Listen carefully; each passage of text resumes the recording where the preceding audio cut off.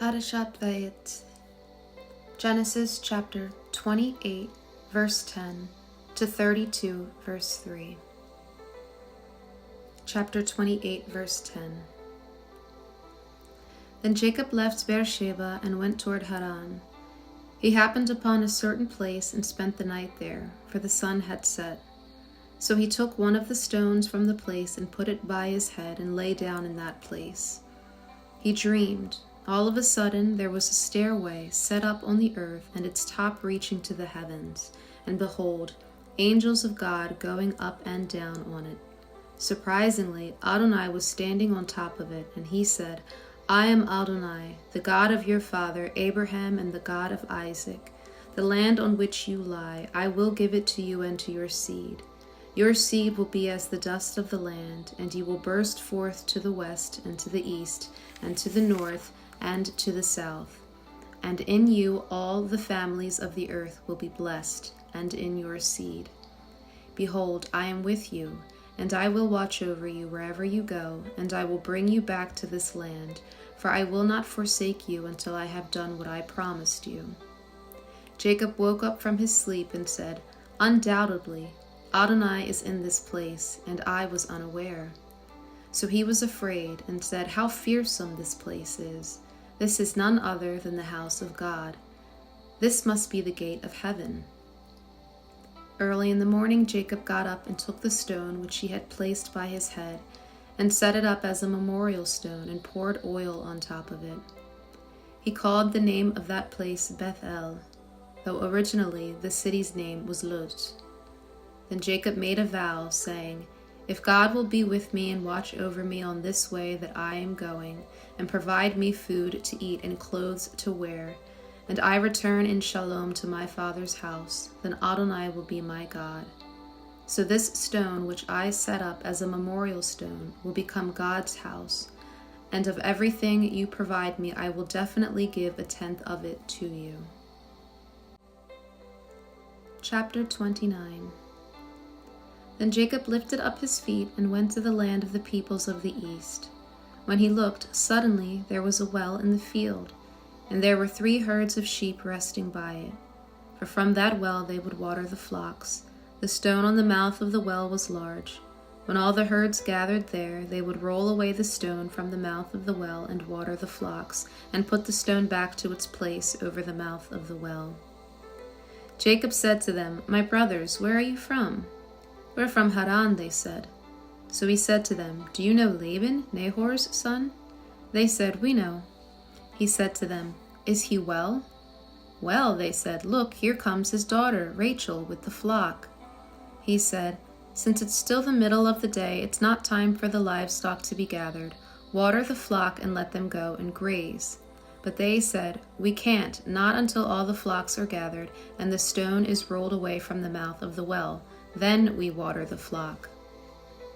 While he was still speaking with them, Rachel came with the flock that belonged to her father, for she was a shepherdess. Now when Jacob saw Rachel, the daughter of Laban, his mother's brother, Jacob stepped forward and rolled the stone away from the mouth of the well and watered the flock of Laban, his mother's brother. Then Jacob kissed Rachel and lifted up his voice and wept. Then Jacob told Rachel that he was her father's relative and that he was Rebekah's son. So she ran and told her father. Now when Laban heard the news about Jacob, his sister's son, he ran to meet him, hugged and kissed him, and brought him into his house. Then he told Laban all these things. Laban said to him, Surely you are my own bone and flesh. And he stayed with him for a month. Then Laban said to Jacob, Should you, my relative, serve me for nothing? Tell me, what should your wages be? Now Laban had 2 daughters. The name of the older was Leah, and the name of the younger was Rachel. Leah's eyes were delicate, but Rachel was beautiful in form and appearance. Jacob was in love with Rachel, so he said, Let me serve you for 7 years for Rachel, your younger daughter. Laban said, It's better that I give her to you than I give her to another man. Stay with me. So Jacob worked for Rachel 7 years, yet in his eyes it was like a few days because of his love for her. Then Jacob said to Laban, Give me my wife, for my days are completed, so I may go to her. So Laban gathered all the men of the place, and he prepared a feast. When it was evening, he took his daughter Leah and brought her to him, and he went to her. Laban also gave her Zilpah, his female servant, to his daughter, Leah as a female servant. So when it was morning, behold, there she was, Leah. So he said to Laban, "What is this you've done to me? Wasn't it for Rachel that I worked with you? So why have you deceived me?" But Laban said, "It's not done so in our place, to give the younger before the firstborn. Complete the bridal week for this one, then we'll also give you this other for work that you'll do with me, another 7 years more." So Jacob did. He also completed this one's bridal week. Then he gave him his daughter Rachel to be his wife. Laban also gave his daughter Rachel his female servant Bilhah to be a servant for her. Jacob also went to Rachel and indeed loved Rachel more than Leah, so he served with him for yet another 7 years. Now Adonai saw that Leah was unloved, so he opened her womb, but Rachel was unable to conceive. Leah had become pregnant and gave birth to a son and named him Reuben, because she said, "For Adonai has seen my affliction, surely now my husband will love me." Then she became pregnant again and gave birth to a son and said, "For Adonai heard that I am hated, so he's given me this one also," and she named him Simeon. Then she became pregnant again and gave birth to a son and said, "Now this time my husband will join himself to me, because I've given birth to 3 sons for him." For this reason he was named Levi. Then she became pregnant again and gave birth to a son and said, "This time I praise Adonai." For this reason she named him Judah. Then she stopped having children. Chapter 30. When Rachel saw that she bore no children for Jacob, Rachel was jealous of her sister. So she said to Jacob, "Give me sons. If there are none, I'll die." But Jacob became furious with Rachel and said, "Am I, instead of God, the one whom withheld from you the fruit of the womb?" So she said, "Here's my maidservant Bilhah. Go to her and let her give birth on my knees, so that from her I may also build a family." Then she gave her maidservant Bilhah to him for a wife, and Jacob went to her. Bilhah became pregnant and gave birth to a son for Jacob. So Rachel said, "God has judged my cause and also heard my voice, and given me a son." Therefore she named him Dan. Then Rachel's female servant became pregnant again and gave birth to a second son for Jacob. So Rachel said, "I've surely wrestled greatly with my sister, also I've won." So she named him Naphtali. Now Leah saw that she stopped having children, so she took Zilpah her female servant and gave her to Jacob as a wife. Then Zilpah, Leah's female servant, gave birth to a son for Jacob. Leah said, "How fortunate!" So she named him Gad. Then Zilpah, Leah's female servant, gave birth to a second son for Jacob. Leah said, "How happy am I, for daughters have called me happy." So she named him Asher.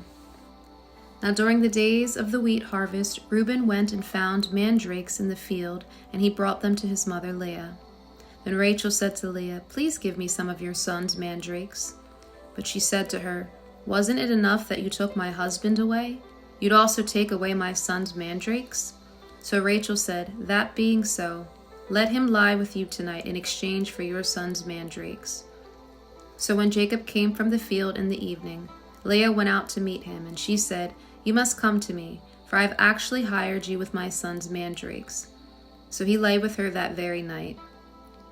Moreover, God heard Leah, and she became pregnant and gave birth to a 5th son for Jacob. Leah said, "God gave me my reward, because I gave my female servant to my husband." So she named him Issachar. Then Leah became pregnant again and gave birth to a 6th son for Jacob. Leah said, "God has presented me a good gift. This time my husband will honor me, for I've borne 6 sons for him." So she named him Zebulun. Afterward she gave birth to a daughter and named her Dinah. Then God remembered Rachel, and God listened to her and opened her womb. Then she became pregnant and gave birth to a son. So she said, "God has taken away my disgrace." So she named him Joseph, saying, "May Adonai add another son for me." Now it was after Rachel gave birth to Joseph that Jacob said to Laban, "Send me away so that I can go to my place and to my land. Give me my wives and my children for whom I've served you, and let me go. For you yourself know my labor, that I've served you." But Laban said to him, "If I found favor in your eyes, I've looked for good omens, and Adonai has blessed me because of you. Moreover," he said, "name your own price, and I'll pay it." And he said to him, "You yourself know how I've served you and how your livestock fared with me. For you had very little before I came, and it has been busting at the seams in abundance. So Adonai blessed you with my every step. So now, when am I myself going to make something for my household also?" Then he said, "What can I pay you?" Jacob said, "You don't need to pay me anything, if you will do this one thing for me. I will shepherd your flock again and watch it. Let me pass through your flock today, removing every colorfully spotted lamb from there, and every dark-colored lamb among the sheep, as well as the colorfully spotted among the goats, and that will be my salary. So tomorrow my honesty will testify on my behalf when you come to check on my salary you agreed to. Every one that isn't colorfully spotted among the goats or dark-colored among the sheep with me, it is stolen." So Laban said, "All right, may it be according to your word." On that day he removed the colorfully striped and colorful billy goats, as well as all the colorfully spotted goats, every one with white on it, and every dark-colored one among the lambs, and he put them in the hand of his sons.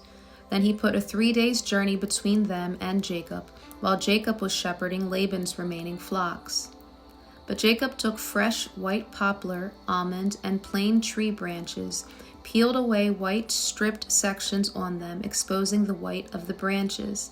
Then he set the branches he had peeled in front of the flocks in the drinking troughs and watering channels where the flocks came to drink. Since they were in heat when they came to drink, the flocks mated near the branches, and the flocks gave birth to striped, spotted, and colorful ones. Now Jacob separated the lambs and set the faces of the flocks towards the striped ones, as well as all the dark-colored ones among Laban's flocks. Then he set aside the herds for himself and did not put them with Laban's flocks. Whenever the strong flocks mated, Jacob put the branches in the watering troughs before the eyes of the flocks to have them mate near the branches. But when the flocks were sickly, he did not put the branches down. So the sickly ones became Laban's, and the stronger ones became Jacob's. And the man grew exceedingly prosperous, and had numerous flocks, along with female and male servants, camels and donkeys. Chapter 31. Now Jacob heard the words Laban's sons were saying, "Jacob has taken everything that belongs to our father, and from what belongs to our father he has made all these riches." Then Jacob saw Laban's face, and he noticed that his expression wasn't the same as it was just a day or two before. Then Adonai said to Jacob, "Return to the land of your fathers and to your relatives, and I will be with you." So Jacob sent and called for Rachel and Leah to come to the field, to his flock. He said to them, "I can see by your father's face that his expression isn't the same as it was just a day or two ago. But the God of my father has been with me. Now you yourselves know that I've served your father with all my strength, yet your father has fooled around with me and has changed my salary 10 times, but God hasn't allowed him to harm me. If he would say, 'The spotted ones will be your salary,' then the flocks would give birth to spotted ones. Or if he would say, 'The striped ones will be your salary,' then all the flocks would give birth to striped ones. So God has taken away your father's livestock and has given them to me. Now it happened when the flocks were in heat that I lifted up my eyes and saw, in a dream, behold, the males going up to the flocks were striped, spotted, and speckled. Then the angel of God said to me in the dream, 'Jacob.' And I said, 'Hineni.' He said, 'Lift up your eyes and see all the male goats going up to the flocks are striped, spotted, and speckled. For I have seen everything Laban has done to you. I am the God of Beth-el, where you anointed a memorial stone, where you made a vow to me. Get up now and leave this land and return to the land of your relatives.' Then Rachel answered along with Leah, and they said to him, "Is there still a portion and an inheritance for us in our father's house? Aren't we considered foreigners to him? For he has sold us, and has also completely used up our bridal price. For all the riches that God has taken away from our father is for us and for our children. So now, everything God said to you, do it." Then Jacob got up and put his children and wives on camels. He drove away all his livestock and all his possessions that he had acquired, the livestock in his possession that he acquired in Padam Aram, to go to his father Isaac to the land of Canaan. But while Laban went to shear his flocks, Rachel stole the idols that belonged to her father, while Jacob stole the heart from Laban the Aramean by not telling him that he was fleeing. He himself fled with everything that belonged to him, and he got up and crossed the river and set his face toward the hill country of Gilead. When Laban was told on the third day after Jacob had fled, he took his relatives with him and pursued him a 7 days' journey. Then he overtook him in the hill country of Gilead. But God came to Laban the Aramean in a dream at night and said to him, "Watch yourself, lest you say anything to Jacob, good or bad." So Laban caught up to Jacob. Jacob had pitched his tent in the hill country, so Laban and his brothers pitched their tents in the hill country of Gilead as well. Then Laban said to Jacob, "What have you done that you've stolen my heart and have driven my daughters away like captives of the sword? Why did you secretly flee away and steal from me? Why didn't you tell me so I could send you away with joy and with songs, with tambourines and with lyres? And you didn't even let me kiss my sons and daughters. Now you've behaved foolishly. It is in the power of my hand to do evil with you. But yesterday the God of your fathers spoke to me, saying, 'Watch yourself, lest you say anything to Jacob, good or bad.' So now, when you up and left because you really missed your father's house, why did you steal my gods?" In response, Jacob said to Laban, "Because I was afraid, for I thought, suppose you snatch your daughters away from me. Anyone with whom you find your gods shall not live. In front of our relatives, identify whatever is yours that is with me, and take it back." But Jacob did not know that Rachel had stolen them. So Laban went into Jacob's tent, in Leah's tent, and into the tent of the 2 maids, but he found nothing. Then he went out of Leah's tent and entered Rachel's tent. Now Rachel had taken the idols, put them in the camel's saddlebag, and sat on them. So Laban felt around the entire tent but did not find them. She said to her father, "Let not my lord be angry that I cannot rise before you, for I am having the way of women." So he searched but did not find the idols. Then Jacob got angry and argued with Laban. Jacob answered and said to Laban, "What's my crime? What's my sin that you've hotly pursued me? For you felt through all my things. What did you find? Any of your household things? Put them here in front of my relatives and yours, so they can decide between the 2 of us. These past 20 years I've been with you. Your ewes and female goats have never miscarried, and I've never eaten the rams of your flock. I didn't bring you animals torn by wild beasts. I myself would bear the loss. You would require it from my hand, whether stolen by day or stolen by night. I was consumed by heat during the day, consumed by frost during the night, and my sleep fled from my eyes. This is how it's been for me 20 years in your house. I served you 14 years for your 2 daughters and 6 years for your flocks, and you changed my salary 10 times. Had I not had the God of my father, the God of Abraham, and the fear of Isaac, you would have sent me away empty-handed now. But God saw my misery and the toil of my hands, and last night he became the judge." In response, Laban said to Jacob, "The daughters are my daughters, and the sons are my sons, and the flocks are my flocks. Everything you see is mine. But what can I do for these, my daughters, today, or for their sons to whom they've given birth? So now, come, let's make a covenant, you and I, and let it be a witness between you and me." So Jacob took a stone and set it up as a pillar, and Jacob said to his relatives, "Gather stones." So they took the stones and made a pile. Then they ate there on the pile. Laban called it Yehar Sahadutha, and Jacob called it Gal-ed. And Laban said, "This pile is a witness between me and you today." That is why its name is Galed, or Mizpah, for he said, Let Adonai keep watch between you and me when we are out of one another's sight. If you mistreat my daughters, and if you take wives besides my daughters, though no one is with us, look, God is the witness between you and me. Laban said further to Jacob, Behold, this pile and this pillar which I've set up between you and me, this pile serves as a witness that I won't pass by this pillar to go to you, and that you won't pass by this pile and this pillar to go to me with evil intent. May the God of Abraham and the gods of Nahor, the gods of their father, judge between us. Jacob also made an oath by the fear of his father Isaac. Then Jacob offered a sacrifice on the mountain, and he invited his relatives to eat bread. So they ate bread and spent the night on the mountain.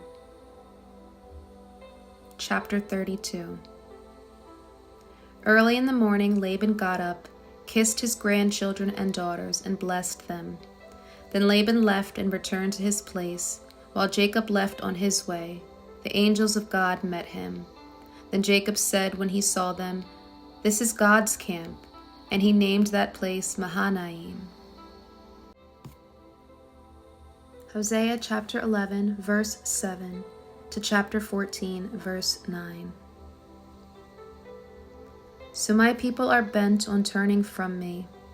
Although they are being called upwards, none will rise up. How can I give you up, Ephraim? How can I surrender you, Israel? How can I make you like Admah? How can I set you as Zeboim? My heart is turning over within me. My compassions are kindled. I will not vent my fierce anger. I will not again destroy Ephraim, for I am God, not a man, the Holy One in the midst of you, and I will not come in fury. They will walk after Adonai. He will roar like a lion. Indeed, he will roar, and the children will come trembling from the west. They will come trembling like a bird out of Egypt, like a dove out of the land of Assyria. And I will settle them in their houses. It is a declaration of Adonai. Ephraim surrounded me with lies, and the house of Israel with deceit. Though Judah roams restlessly with God, yet he is faithful with holy things. Ephraim is grazing on wind and pursuing the east wind. All day he multiplies lies and ruin, making a pact with Assyria while carrying oil to Egypt. Adonai also has a dispute with Judah. He will punish Yaakov for his ways, repaying him for his deeds. In the womb he grasped his brother's heel, and in his vigor he strove with God. Yes, he wrestled with the angel and won. He wept and sought his favor. At Bethel he will find us, and there he will speak with us. Even Adonai Elohei Tzvaot, Adonai is his memorial name. So you should return to your God, keep covenant loyally and justice, and wait for your God continually. A merchant loves to extort, with deceptive balances in his hand. Now Ephraim has said, How rich I have become! I found wealth by myself. I won't be guilty of any sin with any of my property. Yet I have been Adonai your God since the land of Egypt. I will yet again make you dwell in tents, as in the days of the Moed. I also spoke through the prophets, and I multiplied visions. Now through the prophets I will make parables. Since Gilead is full of iniquity, they are utterly worthless. In Gilgal they sacrifice bulls. Even their altars will become heaps of rocks along the furrows of my field. Now Yaakov fled to the field of Aram, when Israel served for a wife. Yes, he kept watch for a wife. So by a prophet Adonai brought Israel up out of Egypt, and by a prophet he was kept. Ephraim has provoked bitter anger, so his blood guilt will remain on him. His Lord will repay him for his contempt. When Ephraim spoke, there was trembling. He exalted himself in Israel. But he became guilty through Baal and died. But now they sin more and more. They made themselves molten images, idols skillfully made from their silver, all of them the work of the craftsman. They say about them, Let those who sacrifice kiss the calves. Therefore they will be like morning clouds, like dew passing away early, like chaff blown from the threshing floor, or like smoke from a chimney. Yet I have been Adonai your God since the land of Egypt. You should know no God but me, and there is no Savior apart from me. I myself knew you in the wilderness, in a land of terrible drought. While they were fed, they were satisfied. Filled, their hearts became haughty. Therefore they forgot me. So I became like a lion to them, like a leopard lying in wait by the way. I will meet them like a bear robbed of her cubs, and I will tear open their chests. There I will devour them like a lioness. A beast of the field will rip them to shreds. It has corrupted you, O Israel, for you are against me, against your helper. Where then is your king? So, will he save you in all your cities? Or your judges to whom you said, give me a king and princes? I give you a king in my anger, and take him away in my wrath. Ephraim is bound by iniquity. His sin is treasured up. Pains of birth come on him. He is not a wise son. When the time comes, he should not delay, at the opening of the womb. Should I ransom them from the hand of Sheol? Should I redeem them from death? O death, where are your plagues? O Sheol, where is your sting? Comfort is hidden from my eyes. Because he is the son of kinsmen, he should have been fruitful. An east wind will come, the wind from Adonai, coming up from the wilderness. His spring will become dry, and his fountain will dry up. He will plunder the treasury of every precious vessel. Samaria will bear her guilt, for she has rebelled against her God. They will fall by the sword, their infants dashed to pieces, their pregnant women ripped open. Return, O Israel, to Adonai your God, for you have stumbled in your iniquity. Take words with you and return to Adonai. Say to him, take away all iniquity and accept what is good, so we may repay with offerings of our lips. Assyria will not save us. We will not ride on horses, and we will never again say, our God, to the work of our hands. For with you orphans find mercy. I will heal their backsliding. I will love them freely, for my anger will turn away from him. I will be like dew for Israel. He will blossom like a lily, and thrust out his roots like Lebanon. His tender shoots will spread out. His beauty will be like an olive tree, and his fragrance will be like Lebanon. Those dwelling in his shadow will return. They will grow grain and bud like a vine. His renown will be like the wine of Lebanon. Ephraim, what more are idols to me? I have responded and observed him. I will be like a luxuriant cypress tree. From me will be found your fruit. Who is wise? Let him discern these things. Who is intelligent? Let him know them. For the ways of Adonai are straight, and the just walk in them, but the wicked stumble in them. John chapter 1, verses 19 to 51. This is John's testimony when the Judean leaders sent Kohanim and Levites from Jerusalem to ask him, who are you? He openly admitted and did not deny. He admitted, I am not the Messiah. What then, are you Elijah? They asked him. I am not, said John. Are you the prophet? No, he answered. So they said to him, who are you? Give us an answer for those who sent us. What do you say about yourself? He said, I am the voice of one crying in the wilderness, make straight the way of Adonai, as the prophet Isaiah said. Now those sent were from the Pharisees. They asked him, if you're not the Messiah, Elijah, or the prophet, why then are you immersing? I immerse in water, John answered. Among you stands one you do not know, coming after me, whose sandals I'm not worthy to untie. These things happened in Bethany, beyond the Jordan, where John was immersing. The next day, John sees Yeshua coming to him and says, Behold, the Lamb of God who takes away the sin of the world.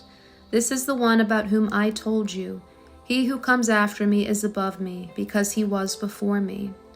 I didn't know him, but I came immersing with water, so that he might be revealed to Israel. Then John testified, I have seen the Ruach coming down like a dove out of heaven, and it remained on him.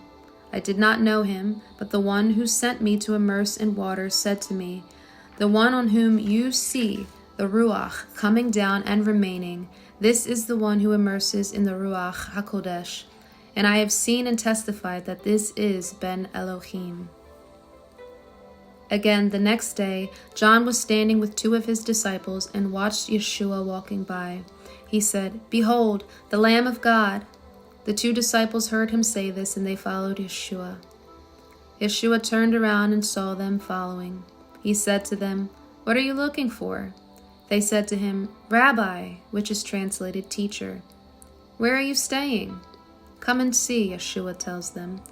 So they came and saw where he was staying, and they spent that day with him. It was about the 10th hour. Andrew, the brother of Simon Peter, was one of the 2 who heard John speak and followed Yeshua. First he finds his own brother Simon and tells him, We found the Messiah, which is translated Anointed One. Andrew brought Simon to Yeshua. Yeshua looked at him and said, You are Simon, son of John. You shall be called Kepha, which is translated Peter. The next day, Yeshua decided to go to the Galilee. He finds Philip and says to him, Follow me. Now Philip was from Bethsaida, the same town as Andrew and Peter. Philip finds Nathanael and tells him, We found the one that Moses in the Torah and also the prophets wrote about, Yeshua of Nazareth, the son of Yosef. Nazareth, Nathanael answered. Can anything good come from there? Philip said to him, Come and see. Yeshua saw Nathanael coming toward him. He said, Look, a true Israelite. There's nothing false in him. Nathanael said to him, How do you know me? Yeshua answered, Before Philip called you, when you were under the fig tree, I saw you. Rabbi, Nathanael answered, You are Ben Elohim. You are the King of Israel. Because I told you that I saw you under the fig tree, you believe? Yeshua replied to him, You will see greater things than that. And he said, Amen. Amen, I tell you, you will see heaven opened and the angels of God going up and coming down on the Son of Man.